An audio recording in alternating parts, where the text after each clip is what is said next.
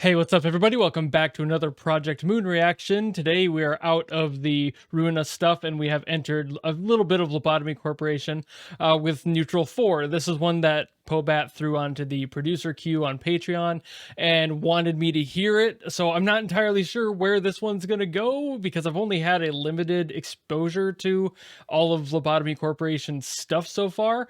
And thus, I'm not entirely sure what's going to be happening here. So without further ado, let's go.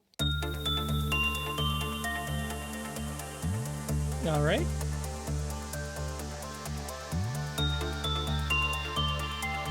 Ooh, okay.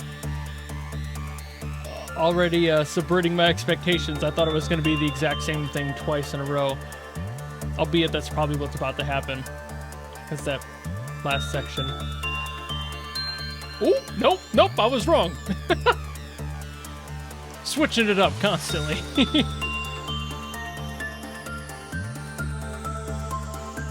Ooh.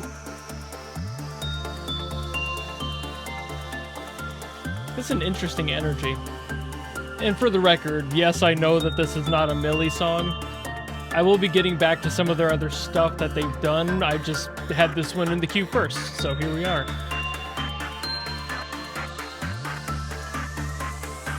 I really like that sample, though.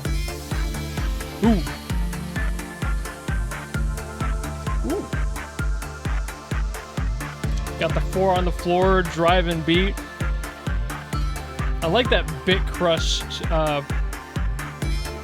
That's like a texture in the back. I wouldn't call that a snare. It's just kind of there. It's just kind of an accent, I suppose.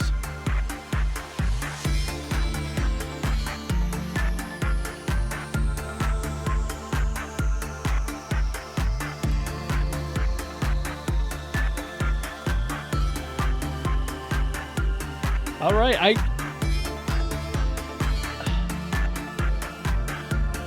this might be a weird thing to say, but I feel like I'm in like a subway car or like a transport car of some sort heading to Lobotomy Corporation. There's a very good background music for that sort of like transitional moment. A good travel song, you know? Woo! A little bit of evolution. Some extra synth stings.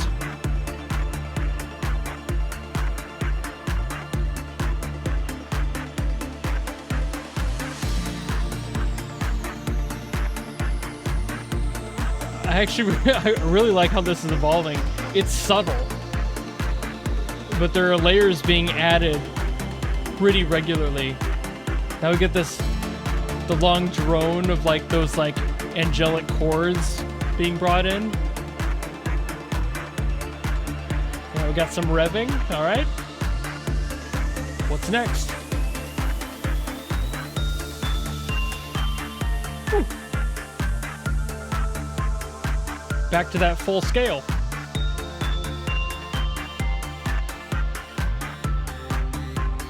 All right, got that like sawtoothy type synth in the back again.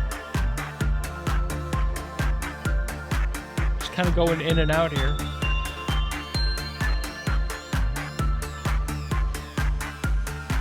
This is a very, very good example of working with minimalism, but also like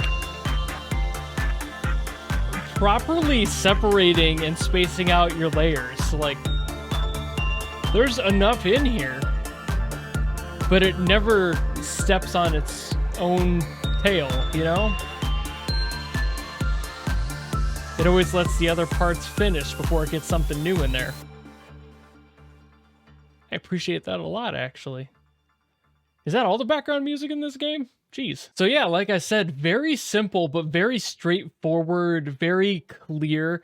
It didn't ever feel like it was too much all at once. It had a very, very definitive vision. and it was setting out to complete that journey.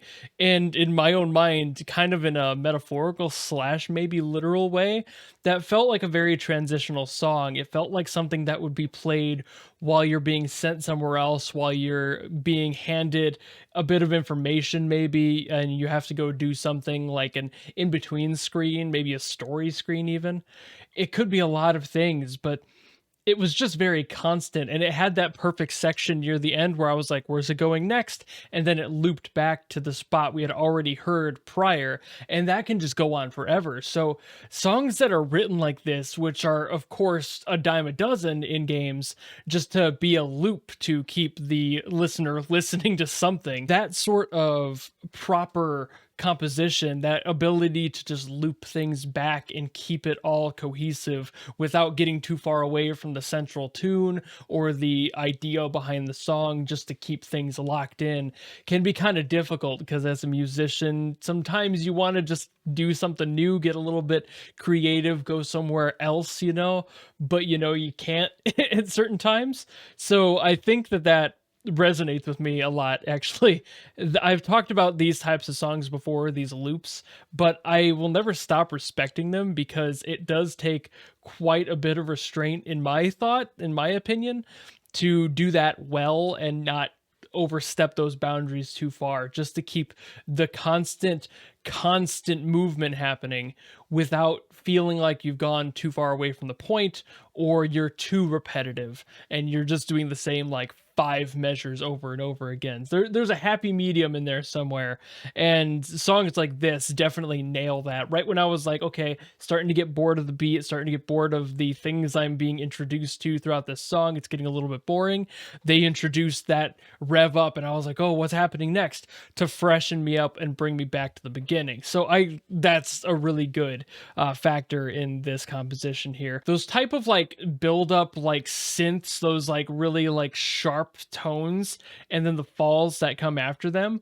are actually used in quite a bit of music, and not just game music, but also just like straight up rock music. I've heard it in a few Japanese rock bands, for example, that they'll use that to kind of build up to and then release out of a bridge into the chorus to keep the attention of the listener. So it's definitely not a specific to this genre or specific to this type of music creation. It's just everywhere, and it's subtle enough most times that a lot of people don't tend to hear it. And I actually did like a lot of the synth leads in here too. They sounded original enough, like they weren't trying to be copies of a bigger artist in this genre scene, and it's nice to not hear that. It's nice that the musician definitely played to their own strengths and messed around with their synths a little bit to make things a little bit more unique to the track that they're trying to make here. But I'll digress there, because I'll just be yapping if I don't. So thank you all so very much for watching. Like I said earlier, I do plan to get to more of Millie's stuff, as well as other stuff from other Project Moon's